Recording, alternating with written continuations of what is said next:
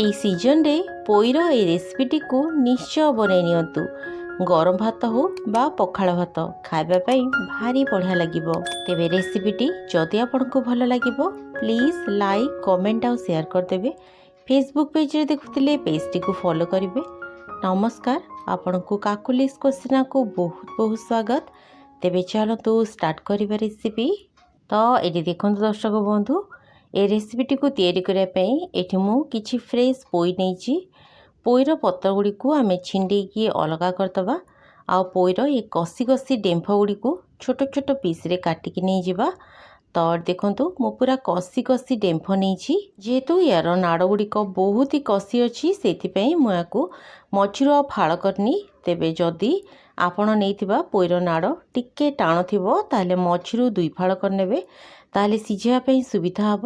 ତା ସହିତ ଏଇ ତରକାରୀରେ ବ୍ୟବହାର କରିବା ପାଇଁ ଏଠି ମୁଁ କିଛି କଖାରୁ ନେଇଛି, ତା ସହିତ କିଛି ମାଟି ଆଳୁ ବା ଖମ୍ବ ଆଳୁ ନେଇଛି, ତା ସହିତ 2ଟି ବାଇଗଣ ନେଇଛି। ବାଇଗଣକୁ ମଧ୍ୟ ମିଡ଼ିୟମ୍ ସାଇଜ୍ରେ ଆମେ କାଟି ନେବା। ଆଉ ତା ସହିତ ମୁଁ ପୋଇର ନାଡ଼ ନେଇଛି। ଏବେ ଚାଲନ୍ତୁ ଗୋଟେ ମସଲାଟେ ବନେଇବା। ତ ଦେଖନ୍ତୁ ଗୋଟେ ଛୋଟ ବ୍ଲେଣ୍ଡିଂ ଜାର୍ ନେଇଯିବା। ବ୍ଲେଣ୍ଡିଂ ଜାର୍ରେ ଆମେ 10ରୁ 12 କୋଲା ରସୁଣ ଦେଇଦେବା। ତା ସହିତ ଏଥିରେ 3ରୁ 4ଟା କଞ୍ଚା ଲଙ୍କା ଦେଇଦେବା। ତା ସହିତ ଏଥିରେ ଆମେ 3 ବଡ଼ ଚାମଚ ସୋରିଷ ଆଉ 1 ବଡ଼ ଚାମଚ ଗୋଟା ଜିରା ଦେଇଦେବା। ଆଉ ତା ସହିତ ଆପଣ ଯେତିକି ରାଗ ଖାଇବେ ସେ ଅନୁସାରେ ଏଥିରେ କିଛି ଶୁଖିଲା ଲଙ୍କା ପକାଇ ନେବେ।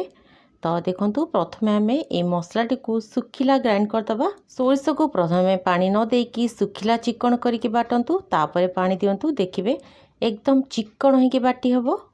ଏଠି ଦେଖନ୍ତୁ ମୁଁ ଗୋଟେ କଡ଼େଇରେ କିଛି ସୋରିଷ ତେଲ ଗରମ କରି ନେଇଛି।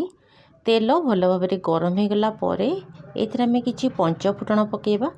ପଞ୍ଚଫୁଟଣ ପକାନ୍ତୁ, ବାସ୍ନା ବହୁତ ବଢ଼ିଆ ଆସିବ। ଆଉ ତା ସହିତ ଏଥିରେ ଆମେ 2ଟି କଟା ପିଆଜ ପକାଇ ନେବା। ଏଠି ମୁଁ ମିଡ଼ିୟମ୍ ସାଇଜ୍ର ପିଆଜ ନେଇଛି। ପିଆଜକୁ ଏଭଳିଆ ଲମ୍ବା ଲମ୍ବା ପତଳା ପତଳା ସ୍ଲାଇସ୍ରେ କାଟି ନେବେ। ତ ଦେଖନ୍ତୁ ପିଆଜ ବଢ଼ିଆ ଗୋଲ୍ଡେନ୍ ହେଲା ପର୍ଯ୍ୟନ୍ତ ଆମେ ପିଆଜକୁ ଭାଜିବା। ଏଠି ଆପଣ ଦେଖିପାରୁଥିବେ ଦର୍ଶକ ବନ୍ଧୁ, ପିଆଜ ଭାଜି ହେଇଗଲା। ଏବେ ଆମେ କାଟିକି ରଖିଥିବା ସବୁତକ ପରିବାକୁ ଗୋଟେ ଗୋଟେ କରି ଆଡ଼୍ କରିବା। ଏଠି ମୁଁ ଯେହେତୁ ମାଟି ଆଳୁ ବା ଖମ୍ବ ଆଳୁ ନେଇଛି, ସେଥିପାଇଁ ଆଳୁର ବ୍ୟବହାର କରିନି। ଆପଣ ଚାହିଁଲେ ଏଥିରେ ଆଳୁ ବି ପକାଇ ପାରିବେ, ତା ସହିତ ସାରୁ ବି ପକାଇ ପାରିବେ, ସେଟା ବି ଖାଇବା ପାଇଁ ବହୁତ ବଢ଼ିଆ ଲାଗିବ। ତ ଦେଖନ୍ତୁ ଦର୍ଶକ ବନ୍ଧୁ, ଏବେ ଆମେ ଗ୍ୟାସ୍ର ଫ୍ଲେମ୍କୁ ହାଇ କରିବା। ହାଇ ଫ୍ଲେମ୍ରେ ପରିବା ଗୁଡ଼ିକୁ ଭଲ ଭାବରେ ପିଆଜ ସହିତ ମିକ୍ସ କରିଦେବା। ଏଠି ଦେଖନ୍ତୁ ଏବେ ଏଥିରେ ଦେଇଦେବା ସ୍ୱାଦ ଅନୁସାରେ ଲୁଣ, ଆଉ ତା ସହିତ ଏଥିରେ 1 ଛୋଟ ଚାମଚ ହଳଦୀ ପାଉଡ଼ର ଦେଇଦେବା। ତେବେ ଦର୍ଶକ ବନ୍ଧୁ, ଆପଣମାନେ ଏହି ଭିଡ଼ିଓଟିକୁ କେଉଁ ଜାଗାରେ ଦେଖୁଛନ୍ତି ନିଶ୍ଚୟ ମୋତେ କମେଣ୍ଟରେ ଜଣାଇବେ, ଯାହାଫଳରେ ମୁଁ ଆପଣଙ୍କୁ ଧନ୍ୟବାଦ ଦେଇପାରିବି। ତ ଦେଖନ୍ତୁ ଗ୍ୟାସ୍ର ଫ୍ଲେମ୍କୁ ହାଇ ଟୁ ମିଡ଼ିୟମ୍ରେ ରଖିକି ଏସବୁକୁ ଆମେ ଭାଜିବା ପାଇଁ ଛାଡ଼ିବା। ପରିବା ଭାଜି ହେଉଥାଉ, ଚାଲନ୍ତୁ ଆମେ ନେକ୍ସଟ ପ୍ରୋସେସ୍କୁ ଯିବା। ଏଠି ଦେଖନ୍ତୁ ପୋଇର ଯେଉଁ ପତ୍ର ଗୁଡ଼ିକୁ ଆମେ ଅଲଗା କରିକି ରଖିଥିଲେ ତାକୁ ମୁଁ ଭଲ ଭାବରେ ଧୋଇ ଦେଇଛି। ଏବେ ଆମେ ଏ ପତ୍ର ଗୁଡ଼ିକୁ ଛୁରୀରେ ରଫଲି କାଟିକି ନେଇଯିବା। ପତ୍ର ଗୁଡ଼ିକୁ ବେଶୀ ପତଳା ବା ବେଶୀ ଛୋଟ କରିକି କାଟିବେନି, ଟିକେ ବଡ଼ ବଡ଼ ସାଇଜ୍ର ରଖିବେ, ଖାଇବା ପାଇଁ ଭଲ ଲାଗିବ। ତ ଦେଖନ୍ତୁ ପରିବା ଗୁଡ଼ିକ ଭାଜି ହେଇଗଲାଣି। ମଝିରେ ମଝିରେ ମୁଁ ପରିବା ଗୁଡ଼ିକୁ ଘାଣ୍ଟି ଦେଉଥିଲି। ତ ଦେଖନ୍ତୁ ଦର୍ଶକ ବନ୍ଧୁ, ପରିବା ଗୁଡ଼ିକ ବଢ଼ିଆ ଭାବରେ ଭାଜି ହେଇଗଲାଣି। ଆଗରୁ ମୁଁ କିଛି ମାଛ ମୁଣ୍ଡ, ଲାଞ୍ଜ ଆଉ 1 ପିସ୍ ଗରକୁ ଭାଜିକି ରଖିଥିଲି। ତ ଏବେ ଆମେ ଏଥିରେ ମାଛ ମୁଣ୍ଡ, ଗର ଆଉ ଲାଞ୍ଜ ଆଡ଼୍ କରିବା। ଆପଣ ଆପଣଙ୍କର ପସନ୍ଦ ଅନୁସାରେ ମାଛର କ୍ୱାଣ୍ଟିଟିକୁ କମ୍ କିମ୍ବା ବେଶୀ କରିପାରିବେ। ତେବେ ଯଦି ଆପଣ ଚାହୁଁଛନ୍ତି ବିନା ମାଛରେ এই ରେସିପିଟିକୁ ତିଆରି କରିବା ପାଇଁ, ତାହେଲେ ଆପଣ ମାଛକୁ ସ୍କିପ୍ କରିଯାଇପାରିବେ। ତ ଦେଖନ୍ତୁ ଦର୍ଶକ ବନ୍ଧୁ, ମାଛ ଗୁଡ଼ିକ ପକାଇଦେଲା ପରେ ଏଥିରେ ଆମେ କଟା ଟମାଟୋ ପକାଇବା। ଏଠି ମୁଁ 2ଟି ଟମାଟୋକୁ ଏଭଳିଆ ରଫଲି କାଟିକି ନେଇଯାଇଥିଲି। ତ ଦେଖନ୍ତୁ ଏବେ କଭର୍ କରିଦେବା ୟାକୁ, ଆଉ ଏକଦମ ଗ୍ୟାସ୍ର ଫ୍ଲେମ୍କୁ ଲୋ କରିଦେଇକି ୟାକୁ କିଛି ସମୟ ଛାଡ଼ିଦେବା। ତେବେ ଏଠି ମୁଁ କହିବା ପାଇଁ ଭୁଲି ଯାଇଛି, ମାଛକୁ ମୁଁ ଆଗରୁ ଛାଣିକି ରଖିଥିଲି।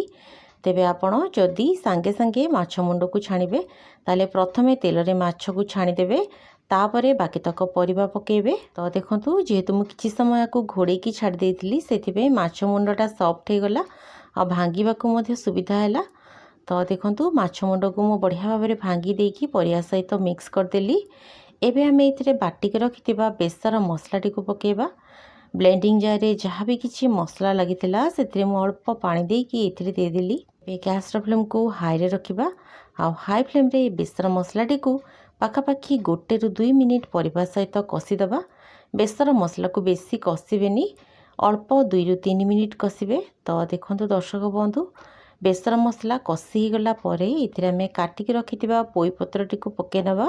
ତେବେ ଦର୍ଶକ ବନ୍ଧୁ, ଯଦି ଆପଣ ମୋ ଚ୍ୟାନେଲରେ ନୂଆ ଅଛନ୍ତି ଆଉ ଚ୍ୟାନେଲଟିକୁ ଏପର୍ଯ୍ୟନ୍ତ ସବସ୍କ୍ରାଇବ୍ କରିନାହାନ୍ତି, ତାହେଲେ ପ୍ଲିଜ୍ ଚ୍ୟାନେଲଟିକୁ ସବସ୍କ୍ରାଇବ୍ କରିବେ ଆଉ ପାଖରେ ଥିବା ବେଲ୍ ବଟନଟିକୁ ପ୍ରେସ୍ କରିକି ଅଲ୍ ଅପସନ୍ରେ ପ୍ରେସ୍ କରିବେ, ଯାହାଫଳରେ ମୁଁ ଯାହା ବି ଭିଡ଼ିଓ ଅପଲୋଡ଼ କରିବି ତାର ନୋଟିଫିକେସନ୍ ଆପଣ ସର୍ବପ୍ରଥମେ ପାଇବେ। ଆଉ ଯଦି ଆପଣ ଭିଡ଼ିଓଟିକୁ ଫେସବୁକରେ ଦେଖୁଥିବେ ତାହେଲେ ପ୍ଲିଜ୍ ପେଜଟିକୁ ଫଲୋ କରିନେବେ। ତ ଦେଖନ୍ତୁ, ପୋଇପତ୍ରକୁ ମୁଁ ପକାଇକି ପୋଇପତ୍ରକୁ ମଧ୍ୟ 1 ରୁ 2 ମିନିଟ୍ ମସଲା ସହିତ ଭଲ ଭାବରେ କଷିଦେଲି। ଏବେ ଆମେ ଏଥିରେ ଦରକାର ମୁତାବକ ପାଣି ଦେଇଦେବା। ତା ସହିତ ଏଥିରେ ବଢ଼ିଆ ଫ୍ଲେଭର ଆଣିବା ପାଇଁ କିଛି ଭୃସଙ୍ଗ ପତ୍ର ପକାଇବା। ଭୃସଙ୍ଗ ପତ୍ର ନିଶ୍ଚୟ ପକାନ୍ତୁ, ଦେଖିବେ ବାସ୍ନା ବହୁତ ବଢ଼ିଆ ଆସିବ। ତ ଦେଖନ୍ତୁ, ୟାର କନସିଷ୍ଟେନ୍ସିକୁ ଏତିକି ରଖିବେ, କାରଣ এই ରାଇଟା ଥଣ୍ଡା ହେଇଗଲା ପରେ ଆଉ ଟିକେ ବହଳିଆ ହେଇଯିବ। ଏବେ ଗ୍ୟାସ୍ର ଫ୍ଲେମ୍କୁ ପୁରା ଲୋରେ ରଖିକି ୟାକୁ ଘୋଡ଼େଇକି ମୁଁ ପାଖାପାଖି 10 ରୁ 15 ମିନିଟ୍ ଛାଡ଼ି ଦେଇଥିଲି। 10 ରୁ 15 ମିନିଟ୍ ପରେ ଦେଖନ୍ତୁ କଭର୍ ଖୋଲିଛି। ଏଠି ମୁଁ ପରିବା ଗୁଡ଼ିକ ବଢ଼ିଆ ଭାବରେ ସିଝି ଯାଇଛି। ରାଇର କନସିଷ୍ଟେନ୍ସିଟିକୁ ଦେଖନ୍ତୁ, ଏକଦମ ପରଫେକ୍ଟ ଅଛି, କାରଣ ଏଇଟା ଆଉ ଟିକେ ଥଣ୍ଡା ହେଇଗଲା ପରେ ଆଉ ଟିକେ ବହଳିଆ ହେଇଯିବ। ଗରମ ଭାତ, ପଖାଳ ଭାତ ସହିତ ମାଛ ମୁଣ୍ଡ ପୋଇର ଏ ବେସରଟିକୁ ଖାଆନ୍ତୁ, ବହୁତ ହି ବଢ଼ିଆ ଲାଗିବ। ତେବେ ରହିଲି, ପୁଣି ଦେଖାହେବା ଆଉ ଗୋଟେ ନୂଆ ରେସିପିରେ। ଧନ୍ୟବାଦ।